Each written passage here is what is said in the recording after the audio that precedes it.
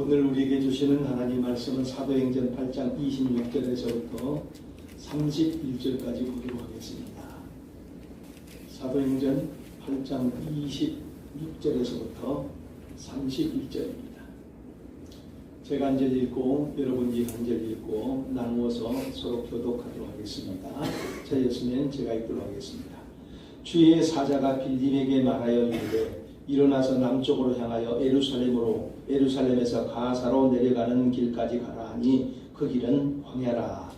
일어나 가서 보니 에티오피아 사람하고 에티오피아여와 안타케아여 모든 동고를 달리 4시간 되어 예루살렘에 갔다가 돌아가는데 수레를 타고 선지자 이사야의 글을 읽더라. 성령이 빌립더러 이르시되 이 수레로 가까이 나아가라 하시거늘 빌립이 달려가서 선지자 이사야의 글을 읽는 것을 듣고 말하되 읽는 것을 깨닫느냐. 대답하되 진도에 든 사람이 없으니 어찌 깨달을 수 있느냐고 빌립을 향하여 수레로 올라 같이 앉으라 한다. 아멘. 아멘. 할렐루야. 아멘. 오늘도 하나님의 은혜가 충만하셔야 되기를 주의 이름으로 축복합니다. 아멘. 우리 앞뒤 옆 사람과 한번 인사하십시다. 주의 이름으로 사랑하고 축복합니다. 주의 이름으로 사랑하고 축복합니다. 주의 이름으로 사랑하고 축복합니다. 주의 이름으로 여러분을 사랑하고 축복합니다. 아멘. 인간과 동물이 다른 것이 있죠. 여러 가지 것이 있는데 그 가운데 대표적인 것, 가장 특별한 것은 바로 말입니다. 동물들은 본능적으로 울부짖는 소리를 하지만은 말을 하지를 못합니다. 그런데 인간은 자기의 생각을, 자기의 감정을 글이나 말로 표현을 합니다. 이 언어의 기능, 이 말의 기능은 하나님께서 인간에게 주신 특별한 선물. 어떤 신학자들은 하나님의 형상으로 지어진 증거가 바로 말이라고 할 정도입니다. 말씀하시는 하나님, 이 말씀을 갖고 계신 하나님께서 우리에게 말을 할 수 있도록 하나님께서 특별한 선물을 주신 것입니다. 그리고 그 하나님께서 이제 지금도 여전히 말씀하신다는 것입니다. 그 하나님께서 말씀하시는 말씀을 이제 두 가지 형태로 신학자들은 이야기를 합니다. 하나는 모든 사람들에게, 모든 믿는 사람들에게 보편적으로 하시는 말씀입니다. 이것을 로고스라고 해요. 로고스. 이 로고스의 대표적인 것이 바로 성경이라고 할 수가 있습니다. 성경은 모든 사람들에게 보편적으로 하시는, 모든 신앙인들에게 보편적으로 주시는 하나님의 말씀입니다. 나에게 계속 주시는 하나님의 말씀. 근데 이 하나님의 말씀을 들어요. 그런데 이 하나님의 말씀이 어떻게 바꿔지는가 하면은 나에게 주시는 말씀으로 들려지기 시작할 때가 있다는 것입니다. 그냥 성경을 읽을 때 밋밋할 때도 있어요. 그러나 어떤 특별한 때는 나에게 주시는 말씀으로 들려질 때가 있어요. 한 목사님이 성도님들을 데리고 신방을 갔다고 합니다.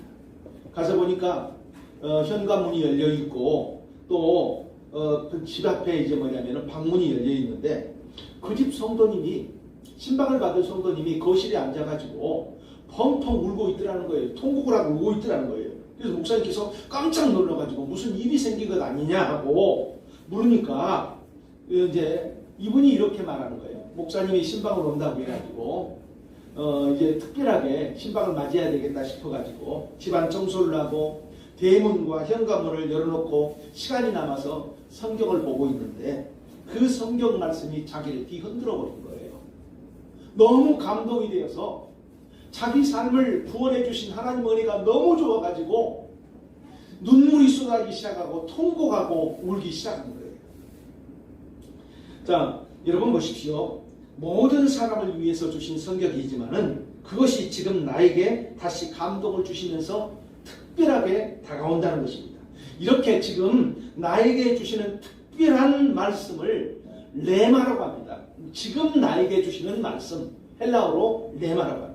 이 레마는 설교를 통해서 들려집니다. 사실 설교는 모든 사람에게 주는 설교예요. 모든 사람을 위해서 하는 설교입니다. 어떤 특정인에게 준비한 것이 아니라 모든 성도들에게 성경 말씀을 통하여 제공되어지지만은, 그런데 그 설교가 나에게 특별하게 다가오기 시작합니다. 내 마음을 뒤흔들고 내 마음속에 하나님의 사랑과 하나님의 은혜가 생생하게 느껴지게 합니다. 어떤 분이 새신자가 전도를 해서 온 분이 계셨어요. 한 60 넘은 아주 괄괄한 분, 괄괄한 너무 거칠게 인생을 살아온 분이 어떻게 해서 전도를 해가지고 우리 교회에 나오게 됐어요.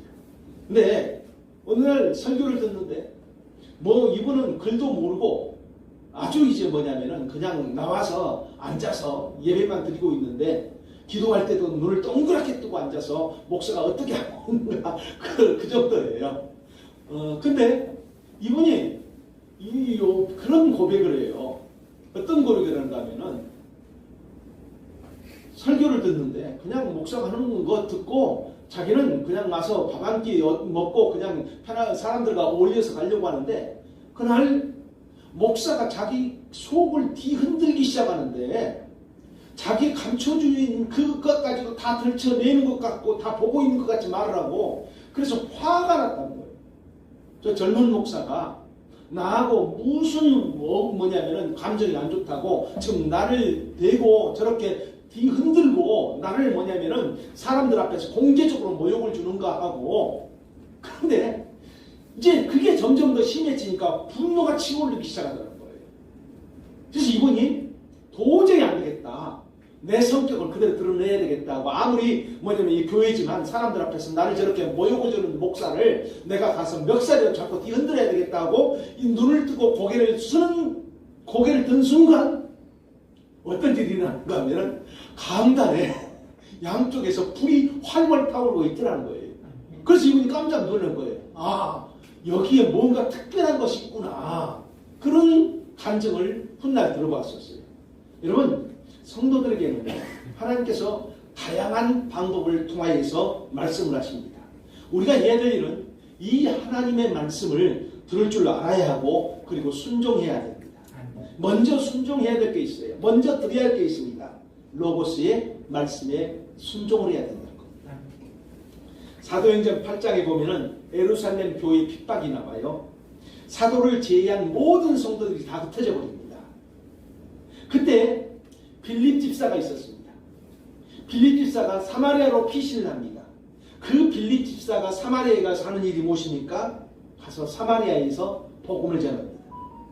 남들이 꺼려하는 사마리아, 남들이 가기 싫어하는 그 사마리아에 그곳에 가서 복음을 전합니다. 왜 복음을 전합니까? 지금 자기의 삶이 굉장히 어려운데 자기가 지금 도망자로서 피난을 나와 있는 그런 상황인데 왜 복음을 전합니까?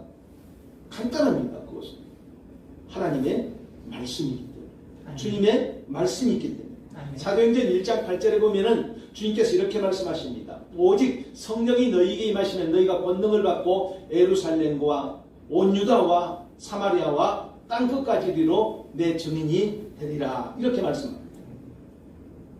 자, 이 말씀은 사실 모든 성도들에게 그 당시에 있었던 모든 성도들에게 또 오늘날 우리에게 주시는 로고스의 말씀이에요. 빌립은 이 사도행전 1장 8절의 말씀에 그대로 순종을 하는 거예요. 그렇게 하나님의 말씀에 순종한 빌립에게 기적이 일어나기 시작합니다. 베드로와 요한의 도움을 받아야 할 만큼 놀라운 부흥의 역사가 사마리아에 일어나기 시작하는 거예요. 여러분 생각해 보십시오. 빌립은 평신도예요. 여러분들과 같은 집사예요. 그런데 이분이 가서 사마리아에 가서 복음을 전하니까 귀신이 나가고 병자가 치료받고 무수한 많은 사람들이 찾아옵니다. 혼자서 그 일을 감당하지 못해가지고 베드로와 요한을 초청해서 도움을 받아야 할 만큼 그 정도의 교회의 부흥의 역사가 일어난 거예요. 그러니까 우리가 해야 할 일은 뭔지 아십니까? 먼저 이 빌립을 통해서 배울 수 있는 것은 먼저 로고스의 말씀, 성경이 말씀하시는 것에 대해서 순종을 하는 것입니다. 또 하나는 레마의 말씀에 순종해야 된다는 것입니다. 사마리아에서 아주 바쁜 나라를 보내고 있었겠죠. 빌립이. 보십시오. 자기가 전도한 사람들 또 자기 이제 사마리아의 무수한 많은 성도들이 자기를 통해서 복음을 받아들였어요. 그 사람들을 섬기고 그 사람들을 이렇게 세우고 그 사람들을 신방하고 그 일이 참 바빴을 것 같아요. 그런데 26절에 보면 빌립에게 주의 천사가 나타납니다. 주의 천사가 나타나서 하는 말이 뭡니까? 예루살렘에서 가사로 내려가는 길까지 가라, 이렇게 말합니다. 우리 성경에는 예루살렘에서 가사로 내려가는 그 길이 어떻다고 말합니까? 광야라고 말하고 있어요. 다른 성경 번역본에 보니까 사막이라고 번역이 되어 있습니다. 가서 보니까 에티오피아의 모든 국권을 맡고 있는 큰 권세 있는 내시가 자기 나라로 돌아가면서 성경을 읽고 있는 거예요. 그때 성령께서 말씀하십니다. 병거로 가까이 가라. 그래서 에티오피아 내시가 복음을 받아들이는 특별한 시간이 되게 합니다. 이 사건은 에티오피아가 아프리카 최초로 기독교 국가가 되는 그런 시발점이 되었다고 합니다. 어떤 사람은 전 세계에 가장 먼저 기독교 국가가 에티오피아가 아니냐, 또 뭐 다른 나라가 아니냐 이렇게 할 정도로의 그 정도 먼저 복음이 전파된 나라가 에티오피아였어요. 그렇습니다, 여러분. 하나님은 우리에게 이미 성경이라는 하나님의 말씀을 주셨어요.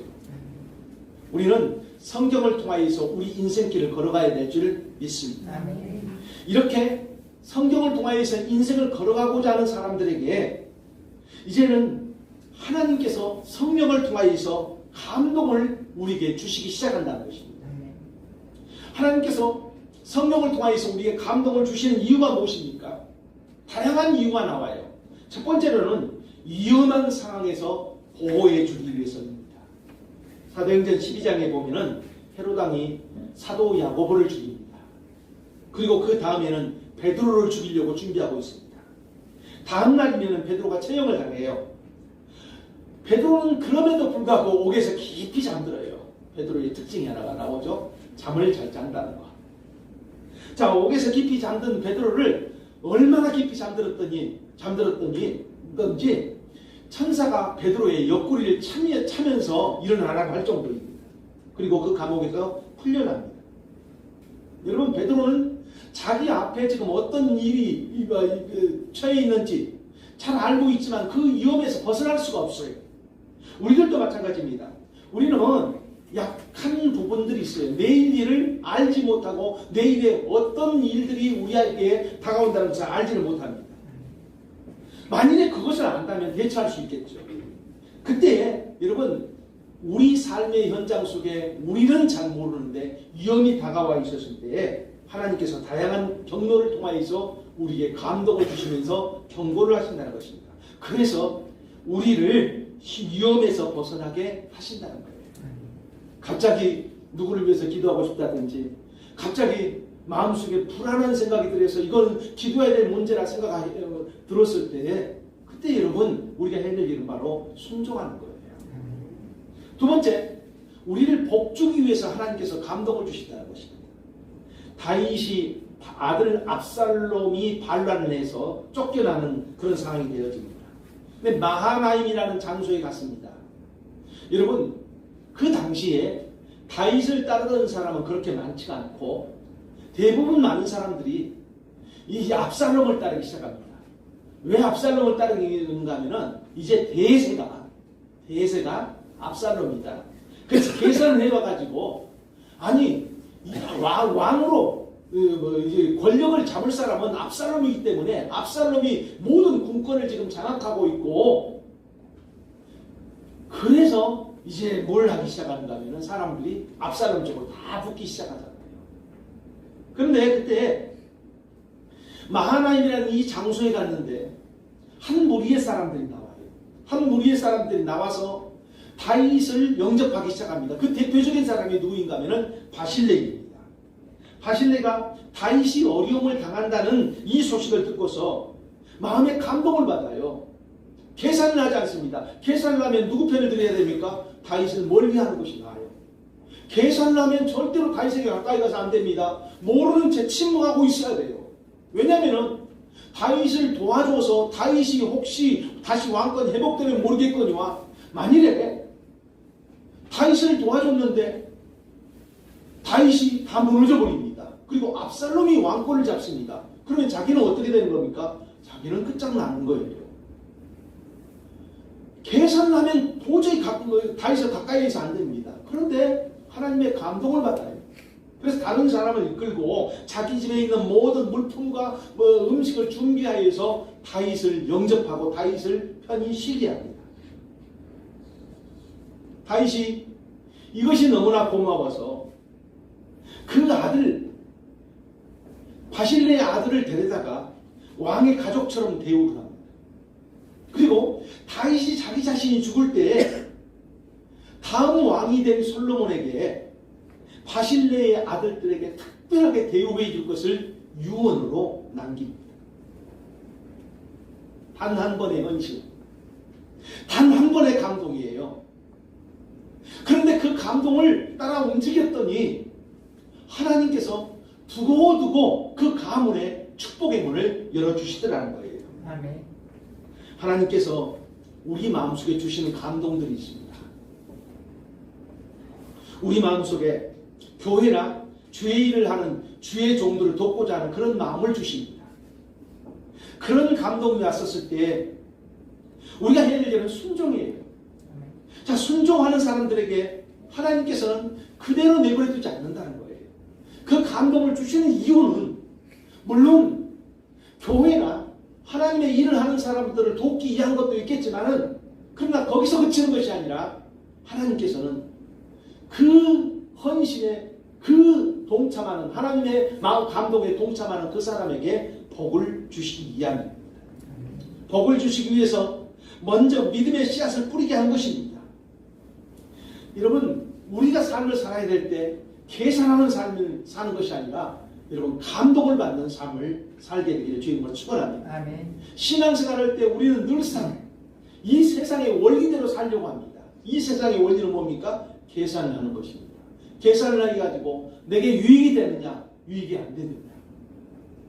밥을 한 끼 사는데도 세상 사람들은 어떻습니까? 자기에게 유익이 되는 사람은 그만한 가격이 있는 사람을 사고, 그렇지 않는 사람은 거절합니다. 세상은 철저하게 계산적으로 모든 것을 대합니다. 그러나 우리 하나님의 사람들은 해낼 일이 있습니다. 하나님의 감동을 따라 살아가는 것. 하나님의 감동에 순종하는 것. 그것이 나를 복되게 하고 나의 가문을 복되게 한다는 것을 믿으시기 바랍니다. 세 번째로 하나님께서 우리에게 성령의 감동을 주시는 것은 하나님의 동역자로 살게 하기 위해서입니다. 하나님께서 이 땅에서 가장 하시고 싶어 하시는 일이 무엇입니까? 하나님의 복음인 그리스도가 전파되는 것. 하나님의 가장 큰 소원이에요. 빌립 집사를 에디오피아 내시에게 보내는 이유는 딱 한 가지입니다. 복음이 빌립 집사를 통하여서 전해지기 원하는 것. 오늘도 하나님은 우리를 통하여서 복음이 다른 사람에게 전해지는 이 간절한 소원을 가지고 있다는 것을 믿으시기 바랍니다. 광야 같은 장소에 무슨 사람이 있다고 그리 보냅니까? 그런데 그곳에서도 복음을 들어야 할 사람, 복음에 목마른 사람이 있다는 것을 성경은 보여주고 있어요. 요즘에 사람들이 하는 말 있죠. 전도가 안 된다는 말이죠. 그래서 거의 중단이 됐고 거의 전도가 포기가 된 그런 상황입니다. 마치 광야 같은 그런 상황이에요. 아마 빌립 집사가 하나님에게 이렇게, 성령에게 이렇게 말할 수도 있었을 것입니다. 뒤에 천사에게 이렇게 말할 수도 있었을 것입니다. 거기로 가라. 아니, 거기는 사람도 없고 거기는 가능성도 없는 동네입니다. 왜 거기를 가야 합니까? 지금 우리나라의 상황이 그런 상황이 되어버렸어요. 옛날에는 문을 두들기면서도 전도를 했고, 전투에서도 전도를 했고, 마음껏 전도를 했습니다. 물론 무례하게 했던 그런 부분들도, 실수했던 그런 부분들도 있었어요. 그런데 지금은 어떻습니까? 점점 전도하기가 어려운 그런 상황. 세상 문화가 점점 이제는 어떻습니까? 다른 사람에게 복음을 전한다는 이 자체를 신뢰로 여기는 그런 상황이 되어버렸어요. 이런 상황 속에서도 하나님이 찾는 사람을 싣습니다. 이런 상황 속에서도 하나님께서 우리를 찾으셔서 뭘 하기를 원하는가 하면은, 아직도 세상 사람들에게, 세상 사람 속에 하나님에 대하여서 알고 싶어하고 하나님을 갈망하고 싶어하고 그런데 스스로 하나님 앞에 나오지 못하는 그런 사람이 있다는 것입니다. 누가 하나님을 대신하여 가서 그 사람에게 하나님의 말씀을 전해주고 하나님께서 행하신 그리스도의 복음을 전해주기 원하고 있다는 것을 여러분 믿으시기 바랍니다. 그 하나님께서 우리에게 감동을 주셔서 하나님의 그 일에 동참하게 하신다는 것입니다. 할렐루야. 하나님은 우리에게 말씀을 통하여서 하나님의 뜻을 알게 하십니다. 동시에 성령이 다양한 방법을 통하여서 지금 내가 해야 할 일들을 감동으로 주신다는 것입니다. 어떨 때는 기도의 부담을 줘요. 어떨 때는 헌신하고자 하는 마음을 주십니다.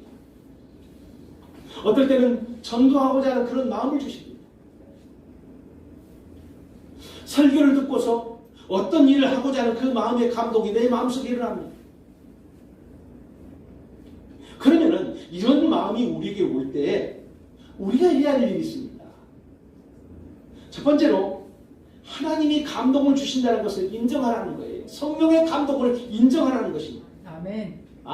하나님께서 나를 통하여서 이 일을 하기를 원하시는구나 깨달아야 합니다.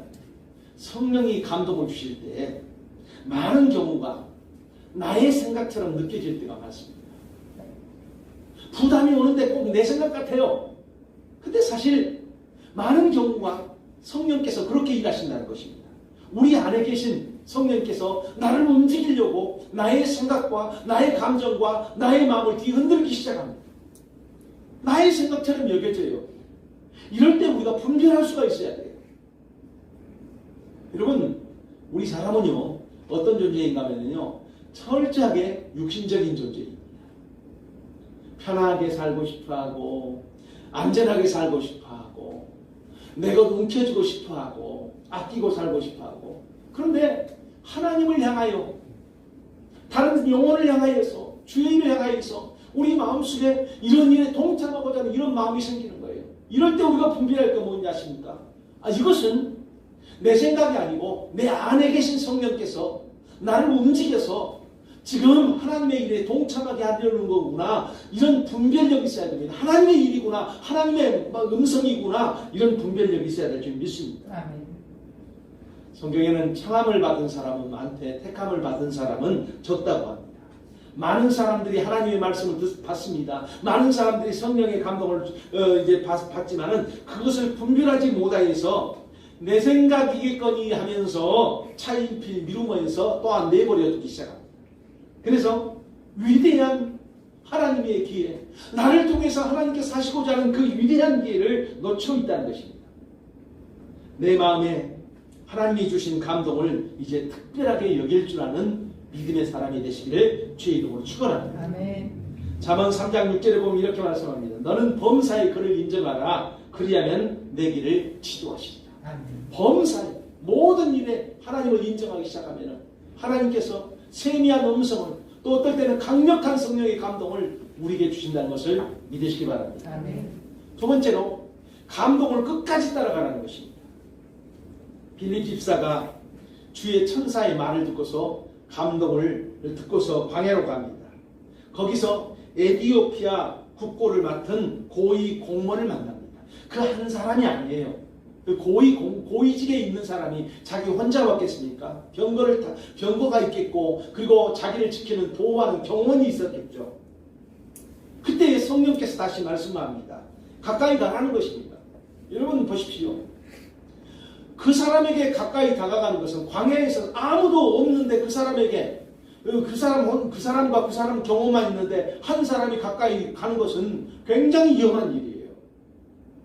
왜냐하면 그 유대 지방에 그 지역에 사람이 없는 곳에는 늘상 출몰하는 것이 바로 강도나 도적대였기 때문에 그래요.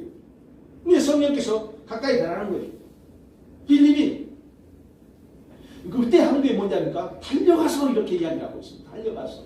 아니 조심스럽게 한 발짝 한 발짝 가도 위험할 참인데 달려가고 가서 이렇게 말합니다. 하나님께서 빌립에게 지금 요구하고 성령께서 요구하는 것, 성경을 통해서 말씀하고 있는 것이 뭔지 아십니까? 그 감동을 끝까지 따라가라는 것입니다.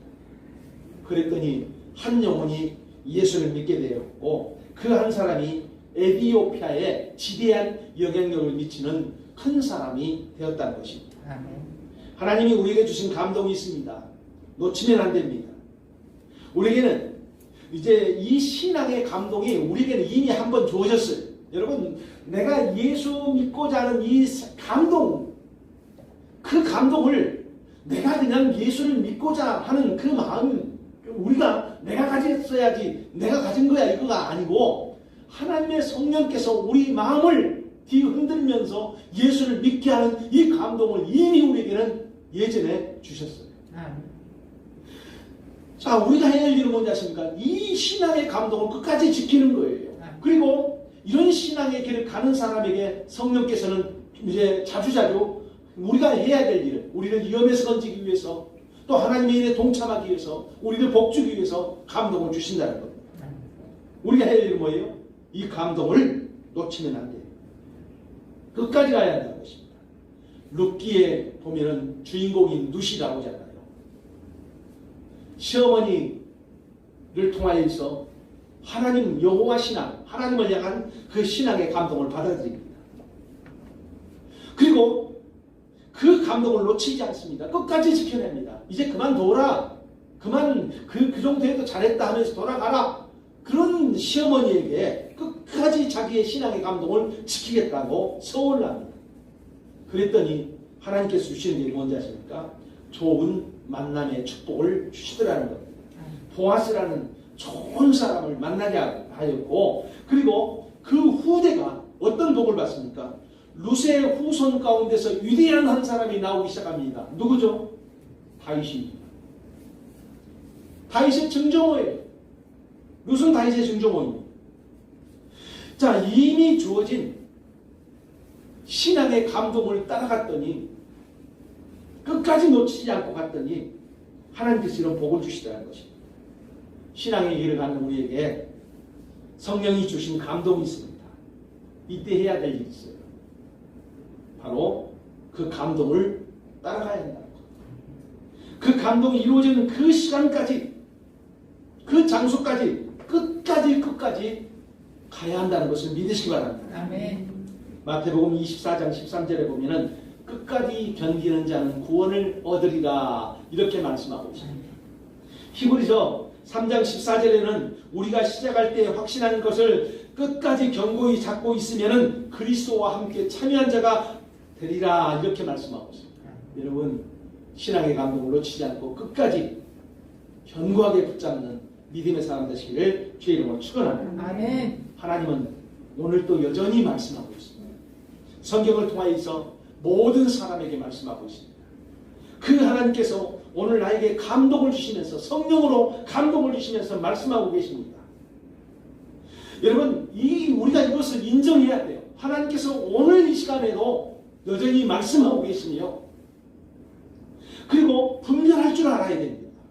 이것은 내 생각이 아니라 하나님의 말씀이구나. 이 깨달음은 하나님께서 지금 나에게 말씀하고 있구나 하면서 분별할 줄 알아야 합니다. 아멘. 그리고 그 주신 감동을 따라 살아가기 시작하는 거예요. 그리했을 때 그 감동 뒤에 준비되어 있는 하나님의 놀라운 일들이 분명히 있다는 것을 믿으시기 바랍니다. 아멘. 여러분, 오늘도 우리에게 주신 하나님의 말씀을 붙잡고 소중히 여기면서, 그리고 여러분 개개인에게 주시는 이 성령의 감동을 느끼면서 그 감동을 붙잡고 끝까지 승리하는 믿음의 사람 되시기를 주의 이름으로 축복합니다. 아멘. 기도하십시다. 하나님 아버지, 감사드리옵고 감사드립니다.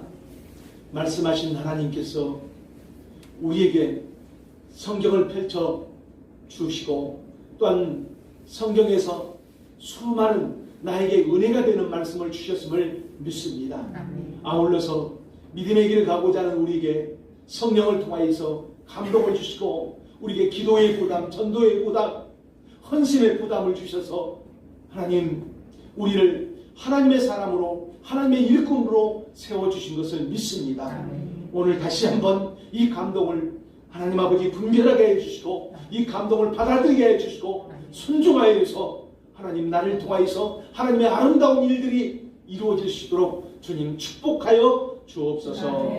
예수님 이름으로 감사하며 기도드리옵나이다. 아멘.